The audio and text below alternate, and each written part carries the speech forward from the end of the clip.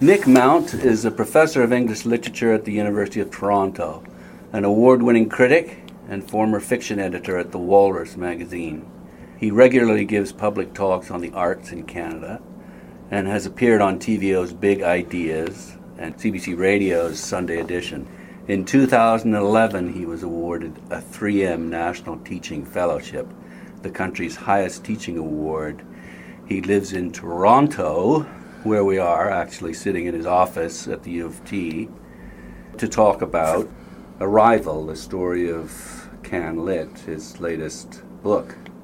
So the way you said Toronto, it almost sounded like there was an apology in the pronunciation. Sorry that I'm here? Was that for you or for me? I spat it out with a kind of a disdain. Well, it just sounded like the thing is, one of the... It was just a curious twist on that. He lives in Toronto. Like the word was in quote marks or something. Right. Well, I was reading it out of your book. Okay. It's not unrelated to the conversation in a way, because one of the things that's come up in some reviews is that perhaps the book was a little Toronto-centric, and that that was because I was a professor at the University of Toronto. Mm-hmm. I had my early childhood in Nova Scotia, in a small fishing village in Nova Scotia, and I spent my teenage years in the interior of British Columbia. I did my undergraduate degree on one coast and my graduate degree on the other coast, and Toronto was the last place in the world that either I or my wife ever wanted to come. So you're presenting your bona fides here. Well, yeah, it just seems ironic to me to get ultimately Toronto's what Canadians love to hate, right? Yeah, we are to Canada what Manhattan is to the Midwest. Yeah. Anyway, such is life. But you don't just cover Toronto. You cover the places where things are going on, Montreal and Vancouver, and then you get criticized because you're not covering the stuff that's going on in Weyburn. Yeah, and with some justification in some cases. I mean, one of the things I definitely learned from writing this book is that I would never again start a preface with the phrase "the whole story." That seems to have been a fatal error. Yeah. What I meant by that was a story that would combine the stories of publishing with the stories of readers, with the story of writers. Right. Exactly. I got that. Yeah. I didn't mean obviously every story. No. But it's a very easy phrase to misinterpret. No, it was something that was quite conscious. I mean, in fact, the chapter on Atlantic Canada was the last addition to the book. And just rereading it, both my editor and myself really felt the lack of, in particular, the presence of Alistair MacLeod. Mm-hmm. MacLeod was a tricky one because his Lost Salt Gift of Blood, I think, is 76 or 77. So it's technically after the cutoff date I had established in my own mind, 1974. But he began writing those stories in the 60s. He wrote those stories in the 60s, and he published many of them in magazines in the 60s. And he's such an important writer. I couldn't leave him out, So and including him then opened up a chapter that allowed me to include Alden Nolan, Tom Daw, what was happening in Newfoundland again a little later. Mm-hmm. So yeah, I mean, obviously the hot spots for this are Montreal, Toronto, Vancouver, St. John's, and limited places, other places around. There's not a lot that is concentrated on the prairies themselves, and that's for the people I think have seen at the blind side. There's writers who came from there, but there's not much by way of large literary communities that are forming in the prairies. Not at this time. Allow me to quote myself here. Sure. Yes. Okay. Yeah. I was nodding. Yeah. I'm sorry. This is radio. Okay. Here we are. Arrival presents a kaleidoscope of succinct, often amusing vignettes that describe the story of what's now known as the CanLit boom, stretching from the late 1950s to the mid-1970s. I just wanted to get that in because some people don't know the book. It's describing what and why there was an explosion in the literary creativity in this country, in Canada, during those years. So I'll start off with, now, where did this passion, obsession, interest in CanLit start for you? Well, actually... Or is it any of those? It's all of those. It's all of those. And a job. Yeah. So it's perfect combination. Yeah, so it's all those. Yeah. I actually began, and I was hired here. My field is early Canadian literature. That's my main field. I'm a specialist in Canadian literature prior to 1914. Right. And that's what my first book was about, when Canadian literature moved to New York. It's about a time in Canada when the conditions that made for the CanLit boom did not exist. So a significant number, just about everybody in the country who was a writer or hoped to be a writer, left the country. Many of whom ended up in New York. And they got published by the American Stone presses. and Kimball. Yeah, Stone and Kimball, small presses, and little... big presses in the States. Yeah, you know, okay. most of the writers prior to this period, I mean, you know, people like even up to Hugh McClellan, for crying out loud. McClellan's published first in the States. It isn't until like his fifth novel. So was Pierre Burton, Farley Mowat, Lucy Montgomery, Stephen Leacock. The list is pretty endless, right? Actually, I'm going to hesitate on Leacock. I don't know enough to be sure about his publishing here, because I know he was with M&S, I think, but first I'm not sure. But certainly with McClellan, with Hugh McClellan, Lucy Montgomery. At any rate, so I got into early Canadian literature, and it was partly, to tell you the truth, for kind of mercantile reasons. And what I mean by that is that at the time, or mercenary reasons, maybe mercenary and mercantile are the same thing, there weren't many people working on the field. So when I was an undergraduate and a graduate student, I'm looking around like all my colleagues want to work in American literature. You know, seems to me that's going to have a hard time finding a job doing that. And I also like, sort of unabashedly like, potboiler romances. You know, so like something like John Richardson's Wakusta, which is a novel that to me is so bad it's good. You know, I kind of actually enjoy reading that sort of thing. So that was how I got into it. In terms of this book, it's mostly just a sense of my interest in the 1960s in particular. Mostly just one of those things where you keep going to the bookshelf to look for the book, to look up something. The reference book. The reference book, and it's not there. Yes. So a big part, and you know, honestly, if this was the United States we were talking about, Arrival would have existed 50 to 100 years ago. You know. What explains that? Well, for starters, you know, it's a good question. I think it takes about 50, 60 years, or so Walter Scott says somewhere, that it takes about 50, 60 years for history to get turned into myth, you know, to reach the point where an event is far enough in the rearview mirror of society that you can begin to actually talk about it as a story, a narrative. So in that sense, the timing is about right. I think there's an additional factor, and that is that by the time the CanLit boom happened, the profession of which I am part had become a profession, had become pretty thoroughly professionalized and specialized. That's not true of the time when American literature had already arrived on the scene. In other words, by the time you got to thinking about big books about American literature, there are writers other than professors, and there are writers who are thinking about a market other than the market of other specialists. I think that was horribly unclear what I'm trying to say, but you're saying that there's a market. There's more than just an academic interest. There's a general interest. Yeah, and the thing is that in my field, we're not really trained for, or frankly encouraged to, write for that market. The jargon keeps everyone out. Yeah, and you know, like a book like this doesn't count academically. That's right. You're not going to get a raise because of it? Well, I happen to, it all comes down to the individuals, the chairs in the individual departments, and I happen to have a chair in a department and a university that frankly I feel very supported by whatever I choose to do, including this. Mm-hmm. But officially speaking, no, that's not a peer-reviewed book by a university press. Mm-hmm. In my world, it does not count. It's an interesting topic. I know I was just over in Oxford, and I was looking through some of the CVs of the various professors there to see who might be, having an area of interest to me. And I was amazed at how many of them actually were involved in podcasts and wrote for the Times Literary Supplement, and they spread it out. And I don't know if they get credit for it, but I would think that they do. So we're at a moment of transition right now about this. My administration, the senior administration of the university, as well as the senior members of various granting bodies, in my case, the Social Science Humanities Research Council of Canada, would like nothing more than, would like very much for us to do what they call knowledge transfer. That is, they'd be quite happy to see us attempting to, make the transition between town and gown and engaging in more outreach, more academic outreach. What I'm talking about is academic culture itself, which is much slower to change, much more conservative, much more resistant.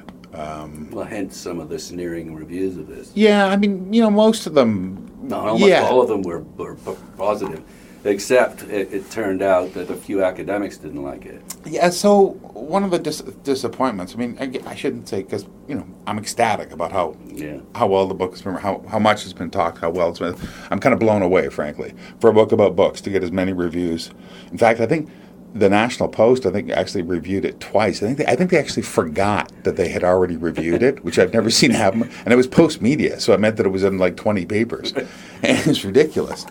Anyway, but it is a little disappointing for me nonetheless. I did not write this book for academics. I knew, of course, they were going to read it. I would, Yeah. But almost every single review has been by an academic. And maybe that says something about who the book editors have in their Rolodex, or Stars wasn't. The Globe was. I think he's got a PhD, but I don't think he's an academic. Who did it for the Star? Alex. Yeah, Alex is not an academic, and you're right. I think he has a PhD. But the one in the Winnipeg Free Press was, the Globe was. And in some cases, professors, more often than not, people on their way to becoming professors, grad students, that kind of thing. Yeah, which was fine. And it's kind of, it's that weird thing where you made a present for one group and then it's another group that. Yeah, it's just sort of filtering it for the rest of them. Yeah. Well, that's another discussion here. I want to get to the of course, the book. The book is in some sense a dialogue with, or maybe not a dialogue, but a reaction or a sequel to Margaret Atwood's Survival. But what's your take on Margaret Atwood's Survival? I mean, it is in a limited sense a response to, or a sequel to. I mean, it's a response to the very last line in Survival. Yeah, it's a response to the title in more ways than anything. I mean, basically my point is that Atwood's Survival was written at a time when the general perception was that that's what Canadian literature did. It survived as opposed to thrived. Yeah. And then from there I make the simple point that the book sold 50,000 copies and, demonstrated the existence of a literature whose title it doubted. Right? And so that's what my book is about trying to explain how that happened. But as a book itself is what you're asking me about. That's what I'm asking, I think it was far more important in the period than many academics would admit. I know many high school teachers and many university professors robbed it. They stole from it for syllabi, for course suggestions, and for the thesis that we all beat the hell out of, the survivor thesis about CanLit's full of victims. And when I say stole from it, I don't mean just in terms of we, reused it and rehearsed that thesis. We got our own rhetorical energy out of beating up on it. Well, I think, what? My sense is that she's a gadfly. Yeah. She put that out there. She's saying it, it's miserable. Our literature is miserable. And a lot of people reacted saying it's not miserable. Yeah.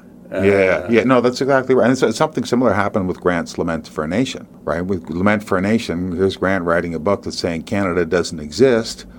Sizable, chunky young writers come along, some of them explicitly, like Matt Cohen, and say, well, then we'll write it.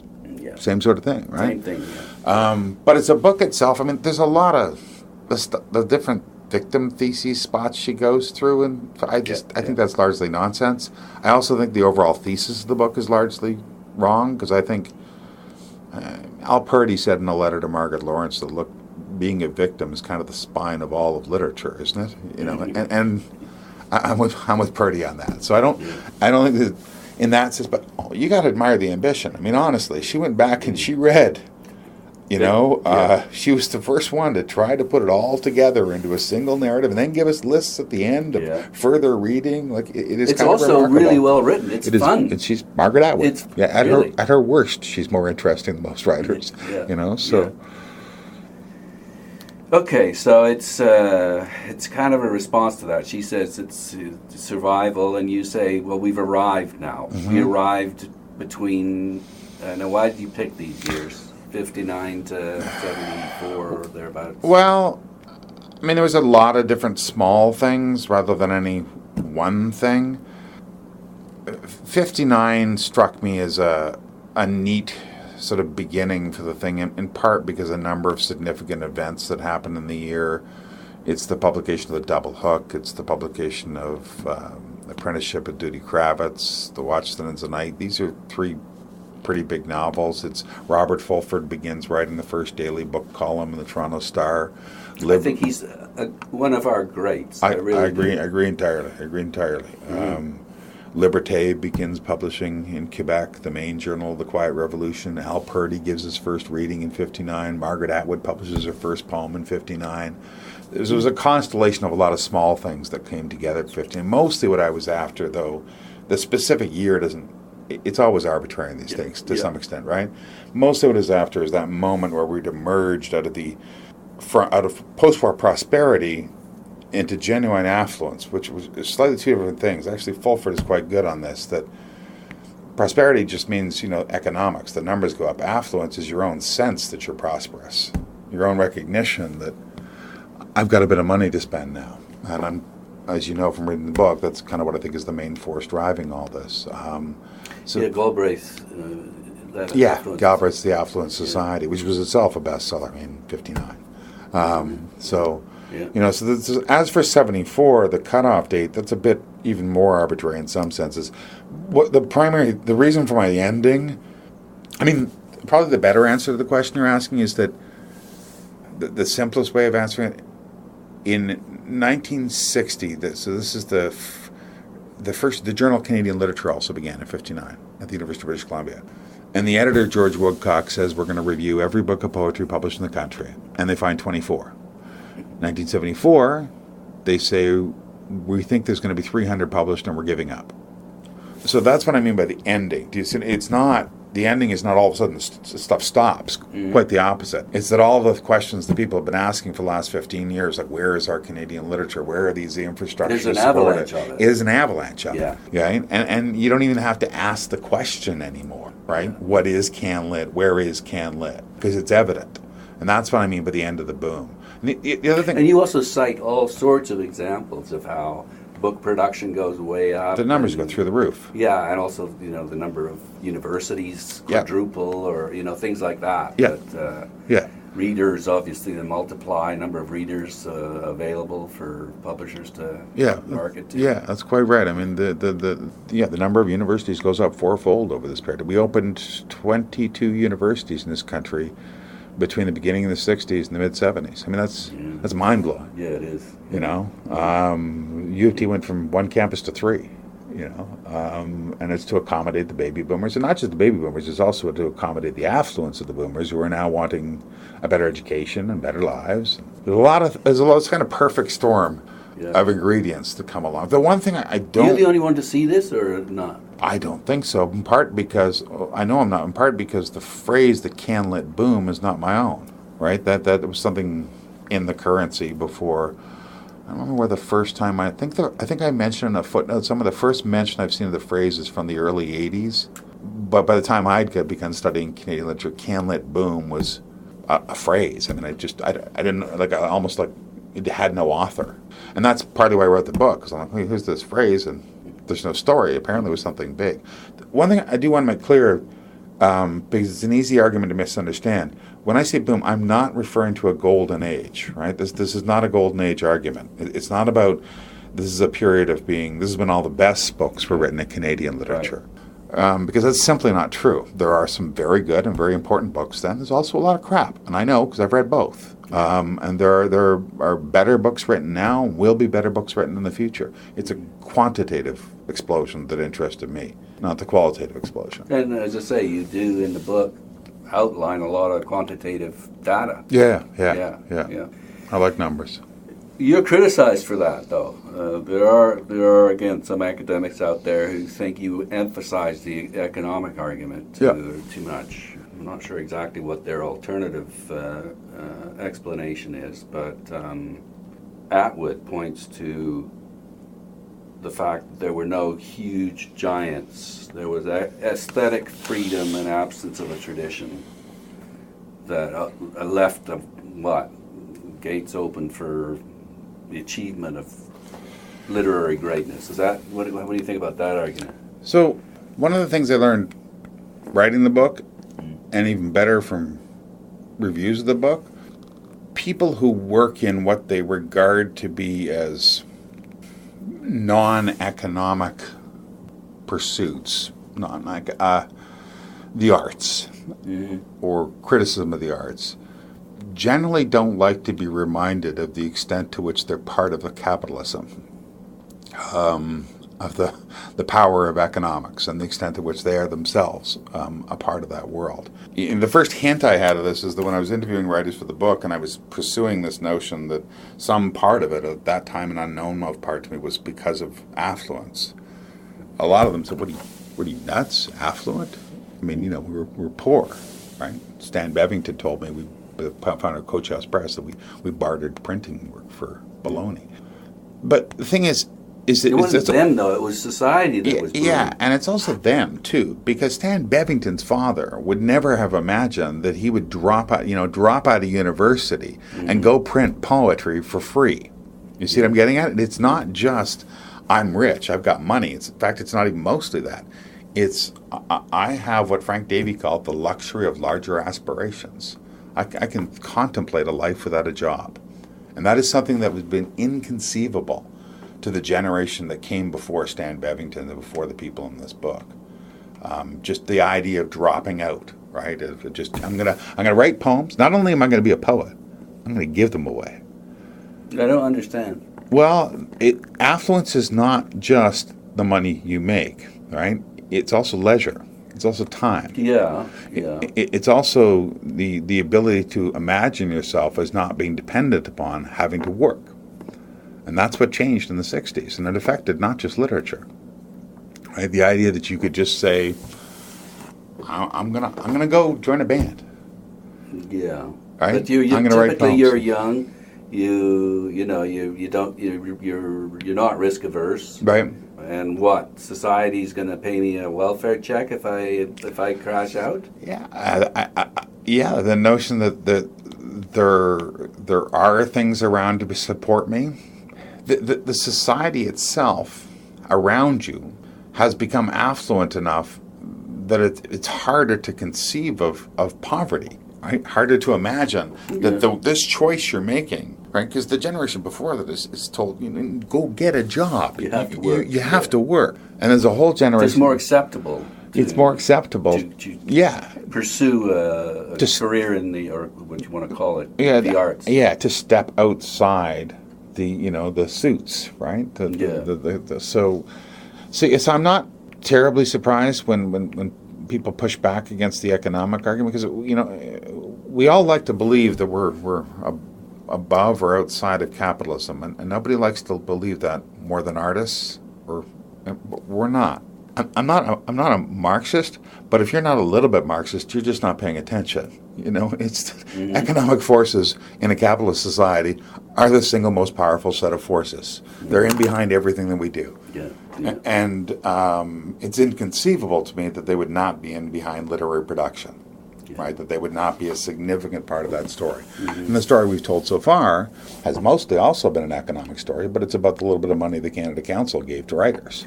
That's right. You talk about, in this perfect storm, you talk about the Canada Council setting up and funding writers, writers in residencies, grants to writers, later on to publishers. That's not really part of this period, but in Quebec it is, but not in English Canada. Yeah, and so we've been content with telling that part of the economic story, because that's a story about nationalism. That's a story about the Canadian people using its tax basis to foster the arts.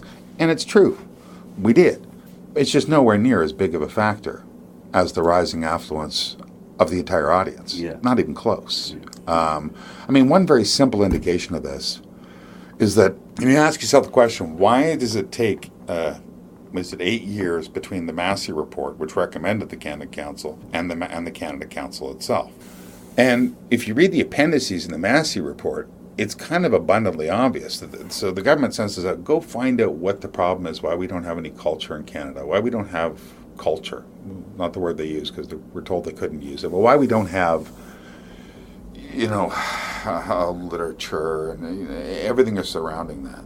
Opera. Yeah, and then they hear back from hundreds, thousands of individuals and organizations all across the country, talking to them, yes, about the problems they have, but also representing the very arts that aren't supposed to exist.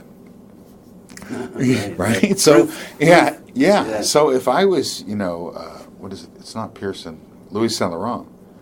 If I looked at him with a glance at the footnotes, it's like, it looks to me like they're doing okay, boys. We don't need it. So it was not a priority. It just wasn't a priority. The priority was getting money into the hands of universities because they were struggling to keep up with new buildings to accommodate all these new students. And that's where half the money in the first round of Canada Council grants went, $100 million, and they gave half of it to universities to build buildings because that was the priority. And you make a amusing reference to, what was it, a butterfly wing flap in Brazil? My editor hated that line. Yeah, because he's kind of a chaos theory guy. It's a reference to chaos theory, that line. Yeah. And he was trying to explain to me how I had it wrong. And I said, I'm sure it's wrong, but I'm not going to be fact-checked by physicists. It works for me as a metaphor. A couple of guys died, right, and had a lot of money. And That's right. So, what happened, Isaac Walton Killam, I'm blanking on the name of the other one. He was a steel baron from New Brunswick. And they both happened to die in the same year, and they left $100 million in estate taxes to the government. So, new money, surprise money. The same time that Louis Laurent has to go give a speech to university presidents, and he doesn't have anything to say in the speech. And so one of his advisors says to him, $100 million just came in. Remember that Canada Council thing? Next thing you know, we've got a Canada Council for the Arts and a speech to university presidents that tells them they're going to get half the money. And the vast bulk of the Canada Council money in its early years went to universities, not just for capital projects, but because there's no shirk, right? There's no body funding scholars. Graduate students and professors are getting money from the Canada Council. The amount that goes to writers is peanuts, it's chump change. One person we haven't mentioned yet, and I think he's huge, is Jack McClellan. And he starts really kicking in mid-late 50s, right? I mean, so he really, he goes to work for McClellan Stewart. His dad. Earlier than that. Pretty soon comes out of the war. Yeah. So it's like late 40s, 46, 47. He's already working there. But he doesn't really take over on his own for a while. Until about 59. There we go. It's, we're all of a sudden, it's a little earlier than that, I think. Yeah, I think it is. But no, Jack was, by all accounts, a force of nature. Yeah. And he genuinely believed that Canadian books could be made to sell, that handled properly, promoted properly. He's an evangelist. You could sell these things. So it's not just, for Jack, it's not so much about promoting Canadian culture, because that's a good thing. He was a Canadian nationalist. But, for example, he didn't believe in grants to publishers. Jack McClellan, he took some towards the end because he needed them, but he did not believe in grants to publishers because he thought that they diluted the instincts of the publisher. His idea was you pick the best books and you sell them. And once in a while... Well, the most saleable books. The most saleable books. Although, he also... A complicated guy. So on the one hand, you got the Farley Mowat-Pierre Burton combo that is basically keeping the house afloat throughout the 60s. But that is also allowing him to do crazy things like publishing Sheila Watson's The Double Hook, right? Which his own advisors told him, look, this is far too difficult for the audience that we publish for. And yet you call it the most the most influential Canadian novel ever published. You get a bit of flack for that. Yeah. And I hesitated, that's you're referring to the star system, which I... No, you actually said, I think, in quotes, the most influential Canadian novel ever published. Yeah, and I can, I'm not. When I say most influential, that's a different claim than best. Most influential is a claim I can back up with evidence. Best is a value judgment, if you see. So back it up. So it's weird. That's a book that's been more influential on poets, Canadian poets, than novelists. And if you've read the novel... I would argue that most Canadian poets don't even know the name of the novel. Today, this generation, you're probably right. You're probably right. It was a massive book for B.P. Nichol. It was a life-changing book for B.P. Nichol. He picked it up in a Salvation Army and read it literally like it's his St. Augustine moment. Read this, become a writer. It was a beacon for Michael Ondaatje. Huge book for Ondaatje. George Bowering says it's the most important book ever written in Canada and the most important book he ever read as a writer. Those are all poets. Yeah. And they're all an older generation, admittedly. But they were big during the boom. Yeah. Watson, I think what it is that the thing about the double hook, there's this recurring notion that Canada doesn't have modernism, right? Robert Croach was the first one, I think, to sort of articulate this, but it was a kind of commonplace, that we went directly from Victorian commercial fiction to postmodernism and just skipped over modernism entirely, especially in fiction. And Watson is kind of the glaring counterexample to that. There are other examples. As long as you start thinking about modernism differently than T.S. Eliot and Joyce, and there's lots of modernisms in Canada. It's just that we defined modernism by European examples. But even defined by those examples, because Watson was clearly reading Beckett and Eliot, and you could tell by reading The Double Hook. Even defined by those examples, this looks like a European modernism that she's doing, but with a very Canadian, very Western Canadian voice. And in 1959, nothing like that existed. Right? The idea that, look, this was somebody that was showing us how you could internalize the best of European literature and reproduce it in an authentically Canadian voice. I thought that was a big deal. And Jack saw that. And Jack saw it. Well, Jack, and it's a professor. I'm blanking on his name. He was a guy at University of Alberta. It'll come to me. He was his advisor, was he? He pulled the book. He knew Watson, found the book, and he wrote Jack a series of ever persistent letters saying, look, this is the most important book ever published in Canada. If you don't publish it, ever written in Canada, if you don't publish it, you're making a serious mistake. And Jack read it, and so he agreed. Frederick Salters. Okay, so that was Double Hook. I should say that, well, no, it's okay. Well, I was just going to say that you weren't asking me about the stars, but you want to say that. I will, yeah. Yeah. Well, so in the book, there's these sidebars, and I love them too. Evaluative criticism, bring it on. Yeah. I hope it's clear to people that these are my opinions, and yeah. That's part of the reason why they're separated from the main narrative. The main reason they're separated is because they're there to argue with. Yeah, that's right. And I didn't want to slow down the main story with literary criticism. That was part of it. The story is already complex and large, and so I didn't want to pause to do evaluative literary criticism of any kind, really. It also was a way of allowing me to suggest that the story is bigger than the story that I'm telling, because some of the sidebars are by people who don't appear prominently in the book, right? So there's a world outside here. And there aren't many that come in first. So the way the system works is there's 1 star for got published, because I think everybody should get 1, you know. 2 for an accomplishment. Yeah. 2 for occasionally interesting, 3 very good, 4 excellent, 5 world classic. And I never actually counted how many books got 5 stars, but a number of readers. That's 8, of course. Right? Is that 8? I have never counted. Yeah, it's 8. And just we can talk about most, but Watson's was one of them. Yeah. And that's one of the ones where the judgment, the rating, is a combination of both my impression, but also my sense of its importance. And I think, therefore, a little wrong, is what I'm trying to say. That importance factor came in too much? Too much, yeah. Okay. Because presumably... The influence it had on others. Yeah, that's right. Yeah. Presumably enjoyment has got to be part of what you mean when you say something is 5 stars. Big part. And as important as it is, I don't know many people who describe The Double Hook as an enjoyable novel to read. And that's one of those really tough ones, right? Like, what do you do with these books that are sort of, recognizably of vast importance in literary history, and yet are so difficult, or so obscure, that they virtually exist to defeat the reader's desire to like them. Yeah, anyway. Beckett can be fun. Yes, that's right. That's right. Funny. Yeah. Yeah, because you on that list of 8, you include civil elegies, the martyrology, journals of Susanna Moody, and I think quite a few people would question whether or not those are world classics. But yeah, Lives of Girls and Women, I think. Yep. And Lost Soul, Gift of Blood, I think.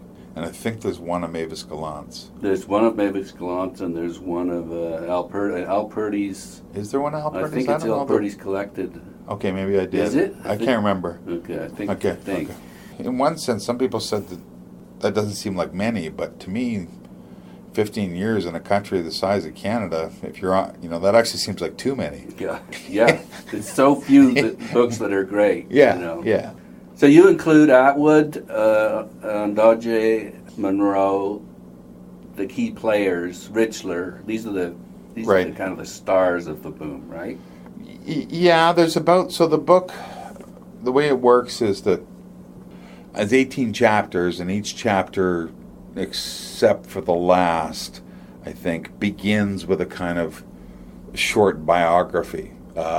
So in other words, I had room I only had room in the book for about 20 biographical profiles in any kind of depth, and then trying to gesture to the very large cast around it. So, yeah, I tried to pick the people that I thought were most important to the story at that time.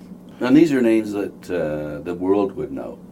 I don't know if that's true of all of them. The ones that I mentioned. Yeah. But the book begins with Harold Sonny LeDoux. Which is a point that I want to, this sort of gets me into one of the criticisms of the book, which I disagree with, but it's out there. And that is that, and the question is Blackness erased from CanLit? So, in this book... you should mention that Sonny LeDoux was from Trinidad. That's right. And that's, in fact, when I read that, I hadn't even heard of him. Yeah. So why is he starting this off with some guy I've never heard of? Right. So, are you doing that to cater to this audience? I don't know if I'd phrase it quite that way. I think that LeDoux and what he represents, in particular, the arrival in Canada of a significant non-European immigrant population. At the time this book is set, Canada is 95%, Canadians are 95% of European origin. Yeah, it's white bread. Yeah, very much so. And so, therefore, is its literature. And you can't change that. And you can't be criticized for covering a bunch of white writers because that's all there were. I would hope so. Or not. There's an argument being made out there that it wasn't all white. Yeah, so, I mean... Was it white or wasn't it? At the mainstream of the story, overwhelmingly white. Overwhelmingly. What do you mean by mainstream? Well, I mean... Your view of it? The writers we were actually paying attention to at the time. Who's we? The writers that got noticed, the writers that are getting published, the writers that are getting reviewed, the writers that are being given prizes to. I mean... I don't think, I might be wrong about this, I don't believe there's a single non-white writer in the period to receive a GG. I'd be shocked, I'd have to check, but I'm pretty sure I'm right about that. And that's not because of any prejudice, it's just because of numbers. Well, it's probably partly because, it is overwhelmingly because of numbers, right? That as I say, 95% of the Canadians. But this is the moment when all that is changing, right? And the 60s... So one of the reasons that Toronto becomes so important to the book is that Toronto suddenly changes from a boring, provincial city into this exciting, cosmopolitan, diverse city that it is today. And one of the factors driving that is the arrival of immigrant populations. Non-white. Non-white, that's right, yeah. Well, initially from places like Italy... Portugal, doing crazy things like opening coffee shops and jazz bars and, the places where a lot of these poets started reading. Yeah. But then increasingly from places like the Caribbean, of which Harold Sonny LeDoux is part. Right? Okay. So it is part of that narrative. And I thought myself LeDoux was a tremendously interesting figure and unjustly forgotten. So I wanted to start with him. I wanted to, in a book that is mostly about the most well-known I wanted to begin with a writer that most people don't know. That was quite deliberate. Okay. It was also quite deliberate that he's not white, because the rest of the cast overwhelmingly is. Now, when you talk about critics referring to the erasure of black literature, primarily what they're talking about is the relative lack of space given to Austin Clarke in the book, who is by far the most important black writer in the period. In fact, in terms of recognition, the only really significant black Canadian writer in the period. There are, of course, others. I mean, when you start going off the main path, there are always writers that self-published or that we've never heard of, or there's always other stories to tell. This isn't that book. But Austin Clarke, there's a number of simple reasons why he's in the book, but he doesn't get as much profile as some would like to see. And that's partly because the reason I just gave you, I only had room for about 20 people, so it's a sheer, where am I going to fit him in? And I didn't have a chapter I could fit him into. It's mostly because Clarke is actually one of the very few writers from the period that are profiled in the book who is more important today than he was then. Well, when did he win his Giller? He won a Giller, right? In the 90s. Polished Hoe. Yeah, 90s, Polished Hoe, yeah. But when I say more important, forgive me, because I'm an academic, and that's kind of the lens through which I'm looking at. Clarke is hot right now, in terms of as an academic property, as an academic interest, conferences, graduate students, dissertations, far more than, not even compensate, Pierre Burton or even B.P. Nichol or Dennis Lee. So what I'm trying to say is that I didn't see any danger that Clarke's career was going to be, diminished because I didn't give him much stuff, because he's doing better than the rest of them right now. All that said, Clarke was then and is now a far more important writer than Harold Sonny LeDoux, and I should have found a way to give him more space in the book than I did. Those people are right about that. He should have had a bigger role in the book, and I regret that he doesn't. You're also criticized for ignoring Aboriginal writing, because apparently there was an explosion of Aboriginal writing during this same period. Yeah. Is that true? No, it's not. I disagree with that one pretty strongly. There is an explosion of Indigenous writing in this country, but it does not begin until well after the period that I'm talking about. We can argue about the dates. Thompson Highway has a new book just out. He dates the start of the Indigenous Renaissance in this country to 1980. Okay. That sounds about right to me. But it's certainly after the period that I'm talking about. There is a book by Stephanie Mackenzie that tries to make the argument that there's an Indigenous Renaissance, the literary Renaissance that occurs in Canada in the 60s and 70s. Most of her examples are drawn from the late 70s. Not from the 60s and 70s, from the late 70s. And she doesn't actually have that many examples. It's a book that, to my mind, is rather long on theory and wishful thinking and rather short on evidence. So, I didn't agree with it. Yeah. It's not that one didn't take place.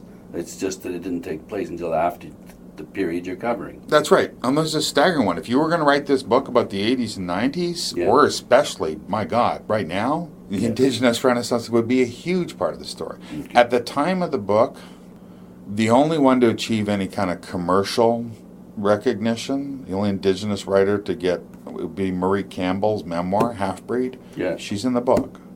You rate the book. I read the book and I talk about it in the book. It's a good book. It's a very good book. Yeah. Should be read. There's one that I kind of regret not knowing about. It was pointed out in a review.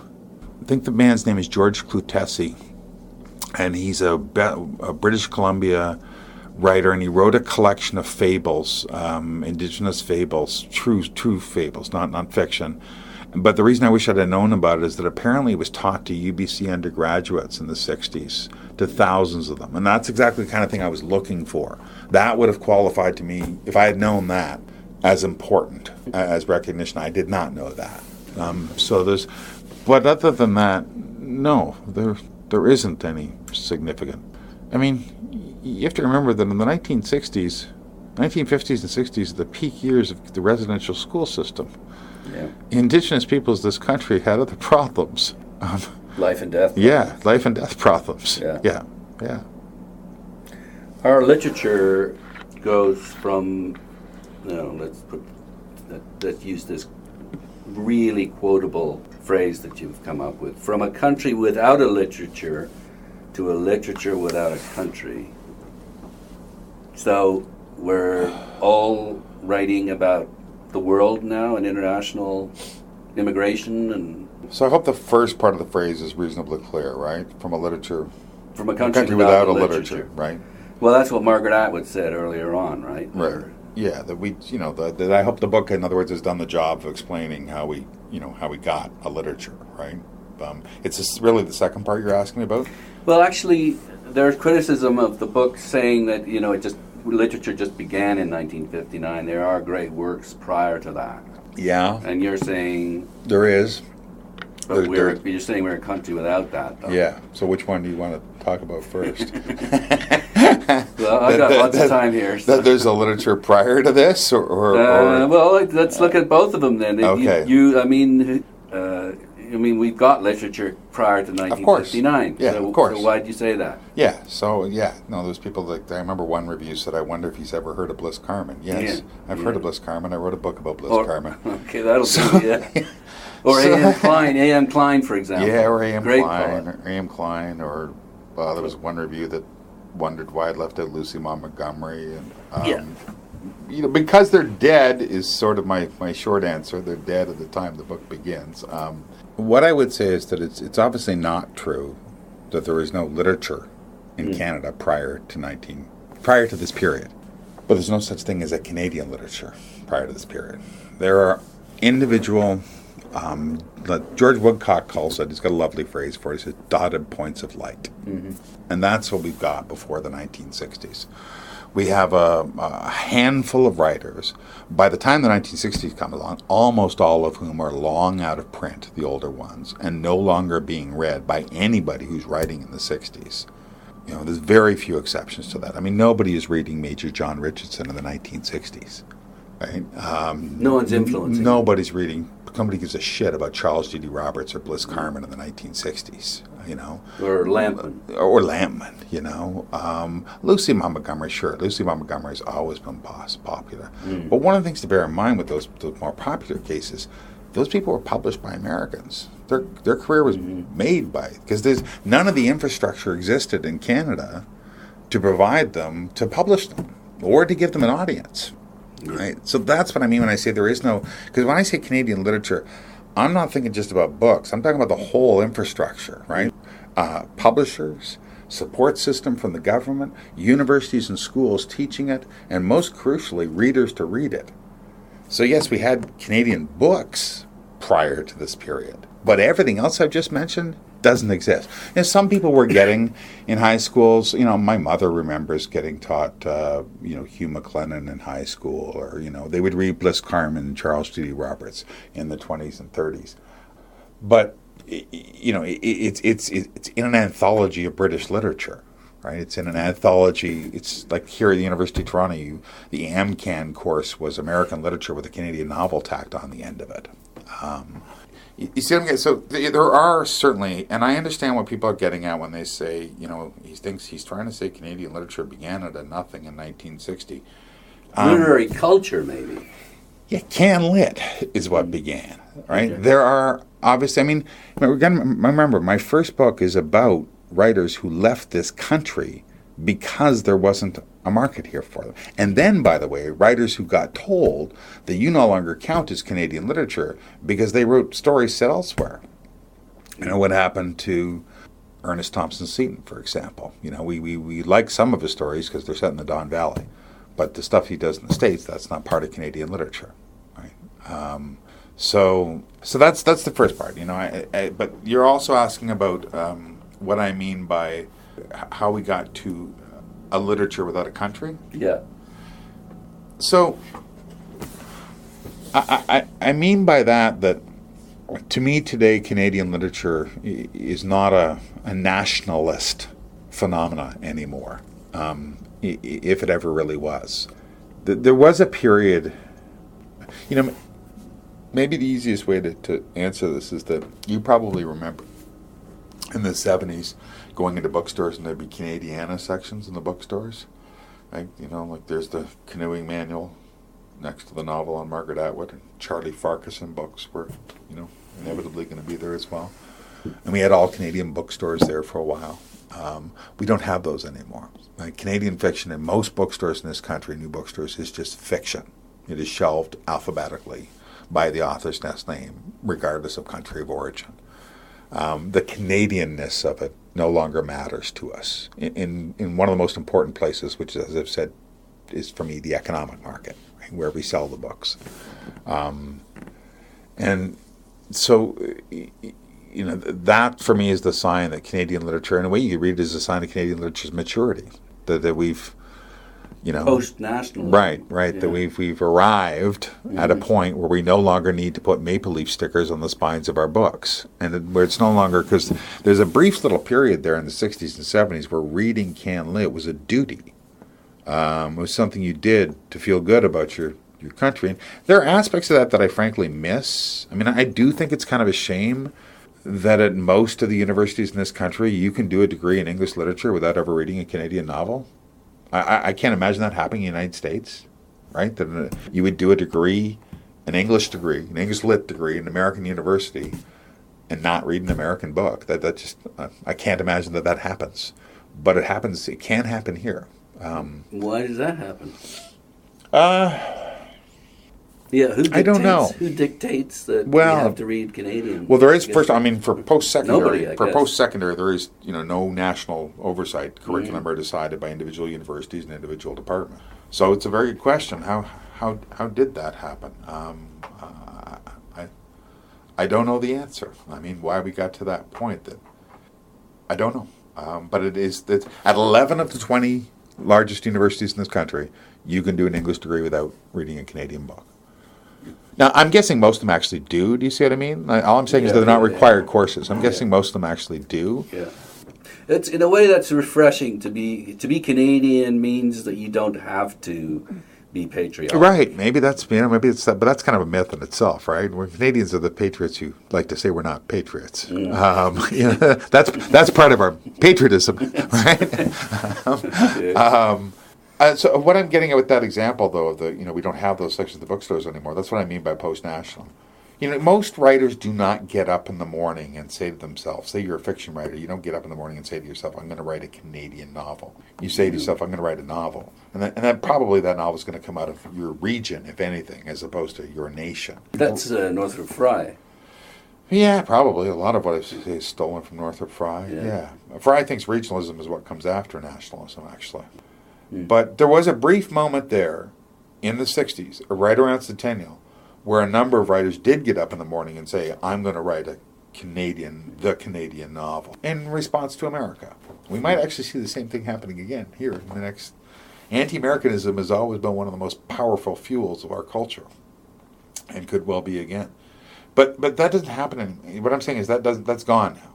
There was a brief moment in the 60s where, Hugh McClellan wrote a couple of novels that aspired to be Canadian novels, and Dennis Lee wrote several elegies that really did try to be like a Canadian, to tell the Canadian story. We don't do that now. Our writers don't do that, and most writers haven't ever, and that's probably a good thing. My guess is that literature that's written out of the sake of nationalism is probably usually not that good. Yeah, sort of a hidden agenda. Yeah. You're talking about sort of the imaginary world, the content of these novels or our literature, because what you say is the book explains how we got from there to here, and you're criticized for avoiding here the debates over race and gender. I'm not sure I get what the question is in this case. Well, you're saying in the book, how you regret putting whole in the first sentence. Right. Yeah. The whole story. Yeah. Here you are. You're saying this book explains how we got from there to here. Okay. So here, I'm assuming, is the content of the literature rather than the production of the literature. Because right now, to use a overused phrase, it's a dumpster fire. Yeah, well, no. And you're avoiding that fire, I guess, is what. Well, in no, the book.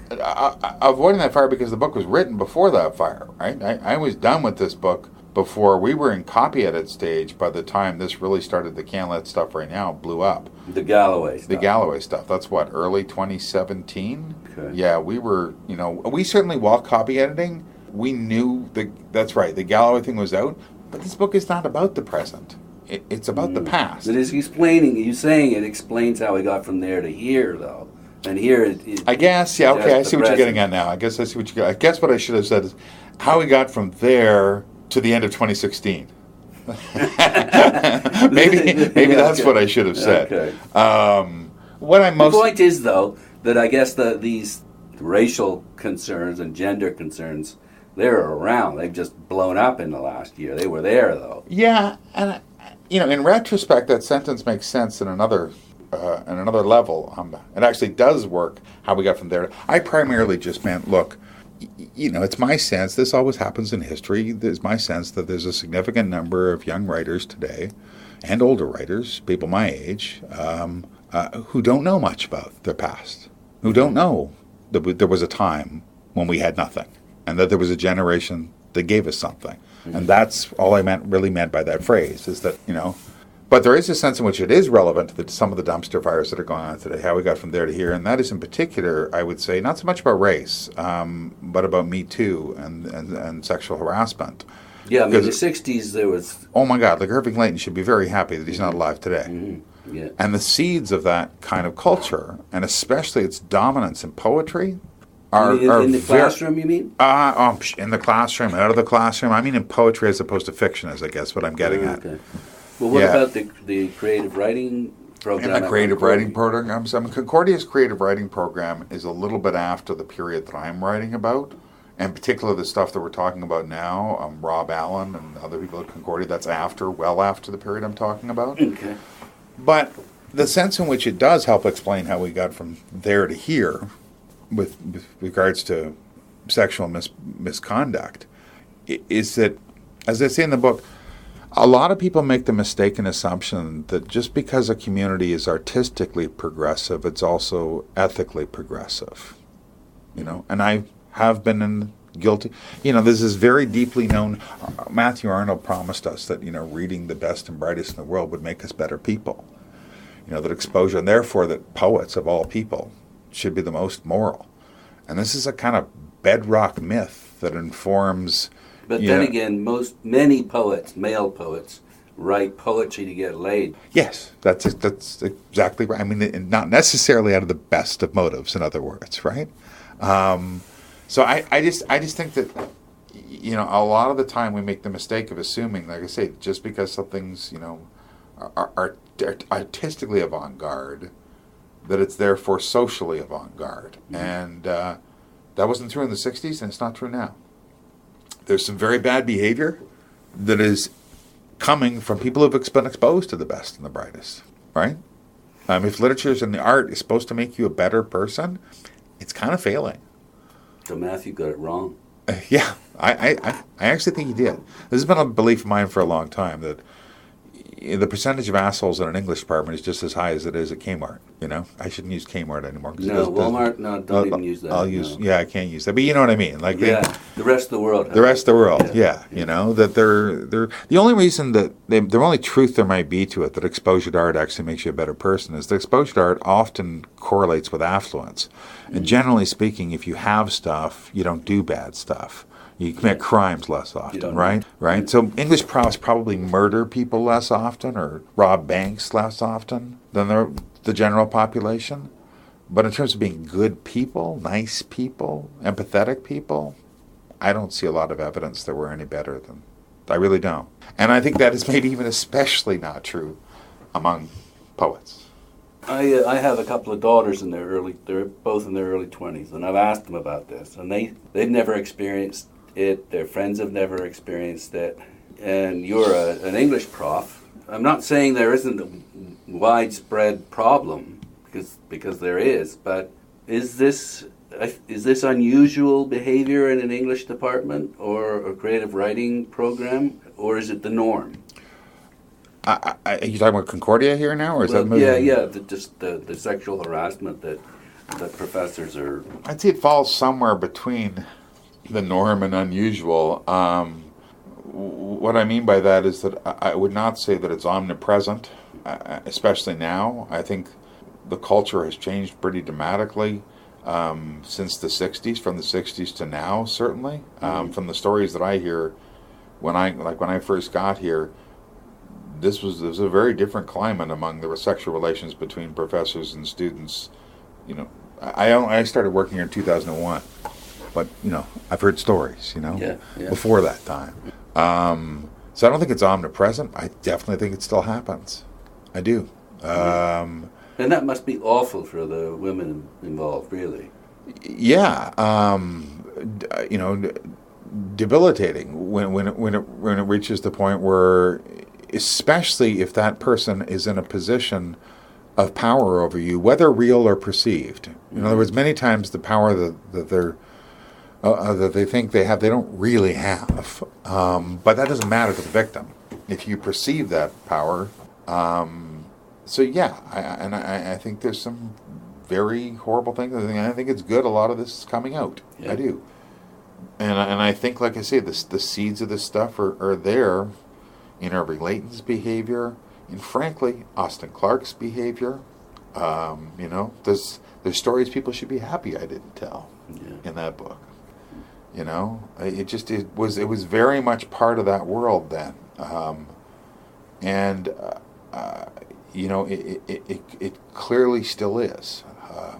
You get right about it, or have you got some other project going right now? I don't think so. I don't think I'm the right chronicler for the present, to be honest. I don't really know where we've talked about a sequel, like to maybe the 80s, 90s, like the moment when CanLit really goes global, international sales, that kind of thing, or now. I'm not sure right now, Nigel, to tell you the truth. I'm just going to let this one sit for a little bit and decide. We were on holidays recently in the Bahamas, and we're staying at this ridiculous hotel called Atlantis, built in the 60s. Is that the great big H-shaped one? Yeah, it's like Disneyland of the Caribbean. My wife went into the bookstore to try to buy a book about the place, the history of it, and there was no book on the shelf. So that's the book she thinks I should do. Because of course I'd have to do research. I'd have to. Of course. Yeah. No, I mean that's the kind of books I like to write. Yeah. It's the book that isn't there on the shelf. Yeah. So, as you say right at the beginning of this book. Yeah. So. Good. Well, whatever you turn your mind to, I'm sure it'll be interesting and well written, just like this one is. Thank you, sir. Thank you. Yeah. No, I appreciate it. I've been speaking to Nick Mount, who is a professor of English literature at the University of Toronto in Canada. Did I say that? Yeah, there wasn't even a hint of sarcasm. Thanks again. You bet.